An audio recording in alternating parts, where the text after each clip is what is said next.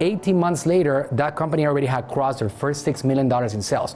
Premise behind it was what you think determines how you act, and how you act determines what you get. But like, I didn't do anything for you. All I did was tell you what was going on with me, and then that inspired you to look at yourself and take actions. Something that I want to tell you, Ezra, right now, that we obviously, you have seen what I've been doing over the last couple of years, especially because I get to promote your products quite a bit and what you're doing.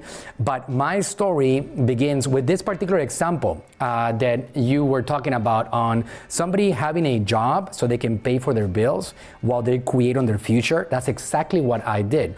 I go back maybe, I remember around 2014, Ezra, almost 7 years ago, you were already like a content machine, and I used to just dream at that point. I got nothing, right? I was bankrupt, I was broke, I had 3 children, I didn't know what to do, I got no career.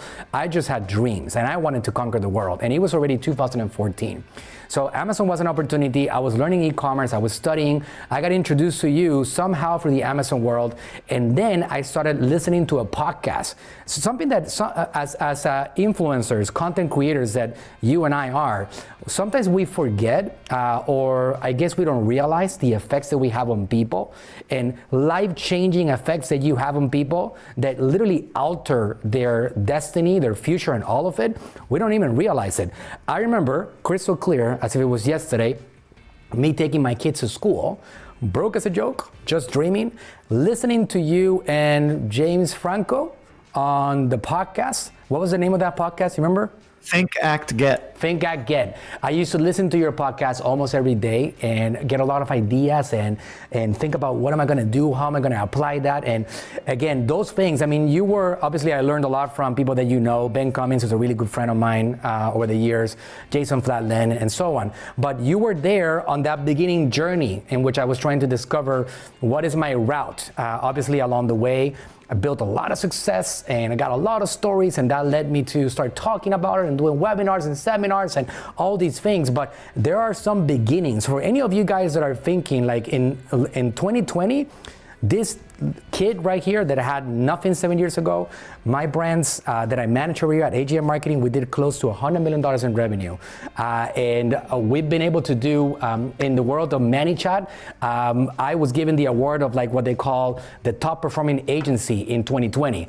All these things started with just a dream. So just 6 or 7 years ago, I'm like, okay, I'm gonna keep a job. I had a 9 to 5, I was paying the bills, and I created 6 to 12 o'clock, 6 to 1 a.m., 6 a.m. to 9 a.m. I created on what am I gonna do? And what I did, which is a story that a lot of people don't know, is that I had a partner. So I said, okay, what can I do? I have no money and I got no inventory and I gotta figure something out because I have a dream. So he was selling bed sheets on the road, and he was doing these bed sheets consignment. So he was getting these bed sheets by consignment. They were called Clara Clark bed sheets, and he would sell them on the roads for $20, and he would make $9 every single time that he would sell one. So I said, perfect, no inventory cost, no money down, let's go. I just created a Seller Central account. It cost me $40 to create it. And I grabbed these products. We went to our computer. We created our own label. We called it Cozy House Collection, COSY. We took away the Clara Clark label. We put our own label. And 9 months later, we're already buying inventory. 12 months later, we're already doing $1 million in sales. And 18 months later, that company already had crossed their first $6 million in sales. From the kitchen, 2 employees, literally just us creating on our own. And that's one of these opportunities that you can capture along the way that are always available. I always say, Ezra, that it's not about figuring out opportunities or creating one. It's actually about writing these opportunities and spotting them and just jumping on top of them. People tell me, does it take money to make money? And this is a big saying out there. And I'm like, no, it really does take all the things that Ezra talks about: persistent patience, resilience, dedication, passion, energy, strength, intellectual property. If you have those things, you can find opportunities out there. Would you say that this is something that they can still... You don't need me on that show, bro. You don't need me on this show. You got this. All right, no, well, I do need you for a lot of stuff, Ezra. So I think we should jump into it. I wanted to tell you that story because we don't get a chance to talk. It's a beautiful story.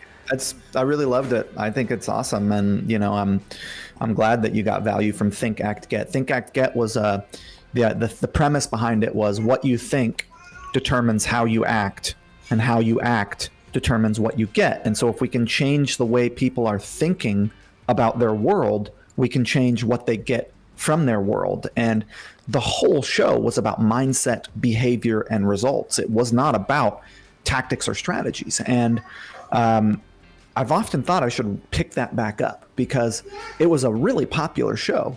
People loved it. And I was going to go back and audit some of the episodes and maybe kind of re-release updates on them based on what I think. You know, I recorded that in 2013, 2014, 2015. Now it's 2021. It's been 6 years since I recorded an episode for that. So yeah, I love that you got value from it and enjoyed it. And I think, you know, I always say, I don't do anything for people.